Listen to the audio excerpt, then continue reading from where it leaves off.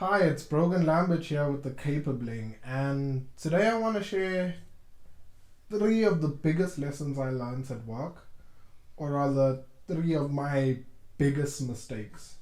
Three of the things that I really failed to grasp and realize from the start. And I feel like these three things will be very relatable to you. So, I began working roughly 4 years ago, 4 or 5 years ago. That was my first job. Made this mistake there. 3 years ago, I went on to my next job, my in-serve. Made the same mistake there.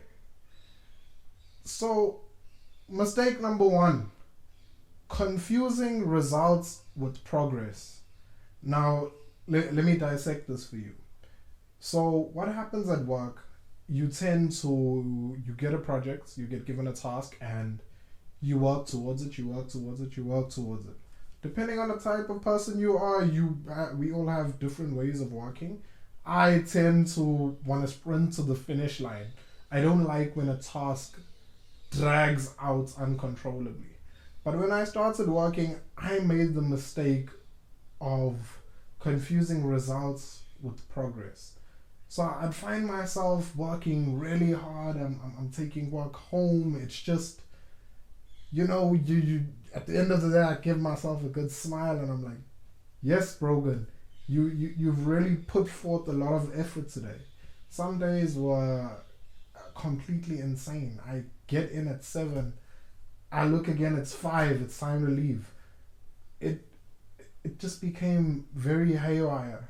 And one day I was working on a project with former manager of mine, and it had been going on for some time, like for about a month or so. Fair enough, when I started, I didn't really put much emphasis on that project because I had so many other things which were at the forefront at the time.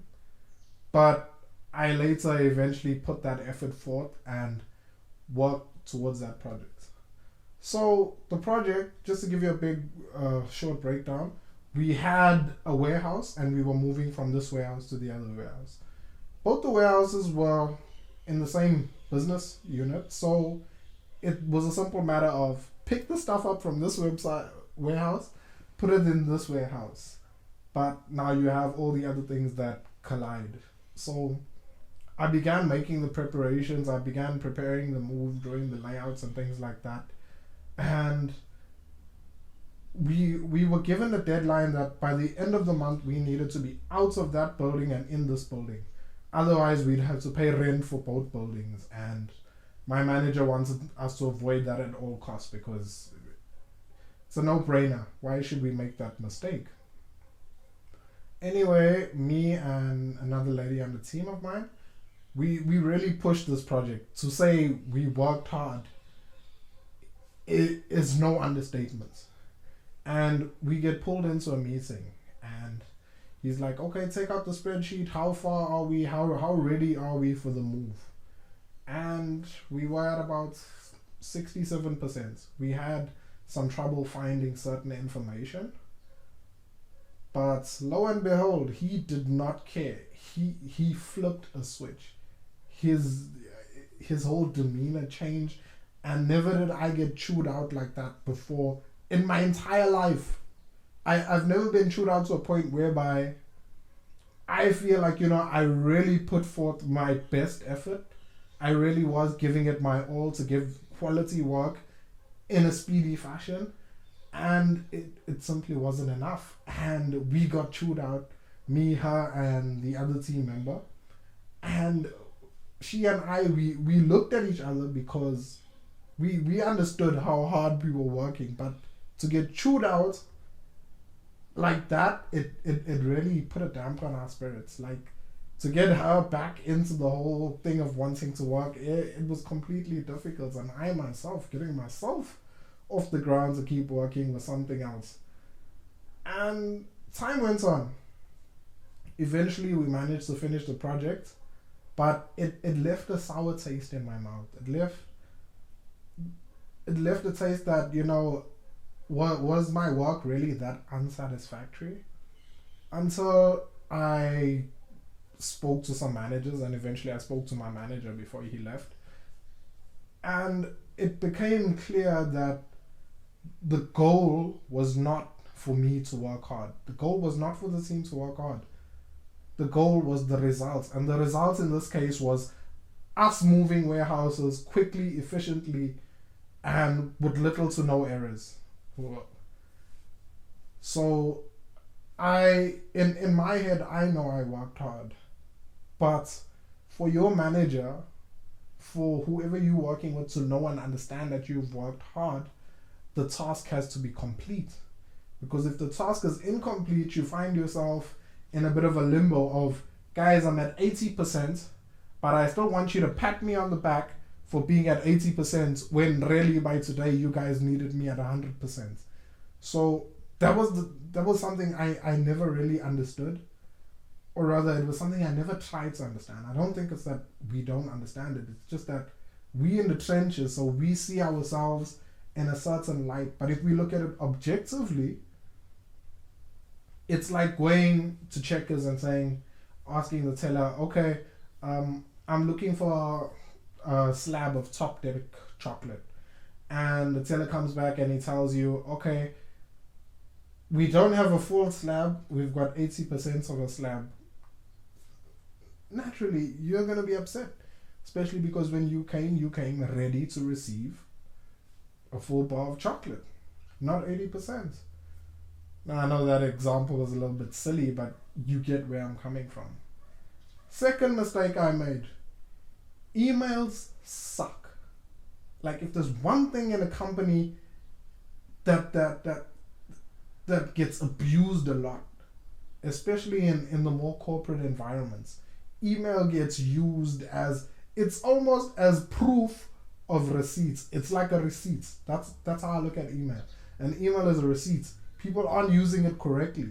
So people will send you something in an email, whether or not you understand or have any inkling of what's going on. And then at a later stage, because it's not a priority for you when it's sent to you, and it probably isn't a priority for them at that point, but once they've sent it to you, they're assuming it's now moved on. Now, especially when you become busy with a lot of tasks, that email slips you by. And one day it catches you in a meeting and they ask you about it and you're like, oops, wait guys, I have no clue. I have no clue what you're talking about. You never sent me that email. And then the other guy will be like, yes, I sent you the email. Wada, this, that, check it, this dates. And they go when it becomes almost like proof. I feel like more often or not, email is not used to convey a message, but rather as proof of receipt, to prove that I have sent you something, and as a result, ownership of this task has now gone from Brogan me to you. Not that Brogan cares what happens at the other end. So for the longest time, what I would do with my email is I simply wouldn't respond. Regardless of who sent me an email, I wouldn't respond. I'd wait 3 days before I even answered your email. This then let people know that, okay, if it's something urgent and I really need it, I need to phone Brogan. Straight ahead, just phone him and tell him, this is what I need it ASAP. If it's less important, it would then come at a later stage. But you need to take your email and you need to be able to use your email effectively and ensure that your co-workers use it effectively, at least where it comes to you. And for that, you need to train them. You need to train your co-workers on how exactly it is you want them to use email. So one of the things I did is I don't look at my email more than once a day. At 11:45 every day, 11:45 every day, that's when I check my email.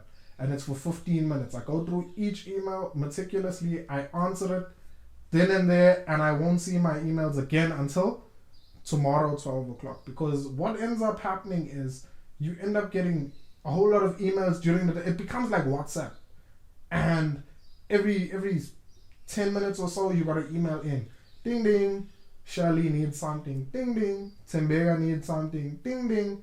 Pravesh needs something. And at that point, it becomes a task of you simply reading your emails and completing what's in the emails over and above what happened yesterday that needs to be addressed and completed.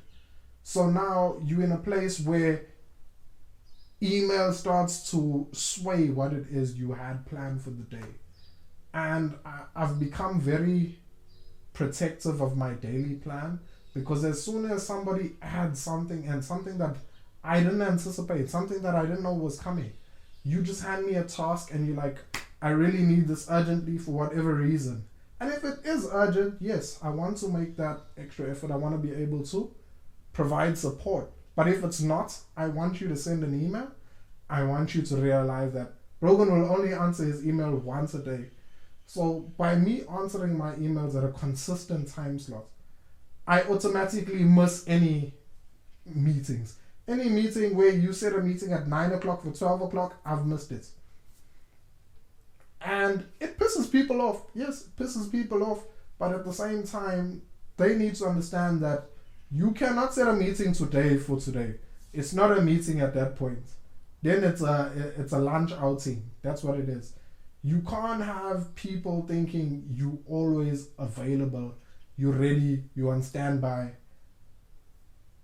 That's not how it works. You need to be able to train your people to use email correctly. And by you answering at a standardized time slot, they know that every day, around about 12, you're going to see emails from Brogan coming in.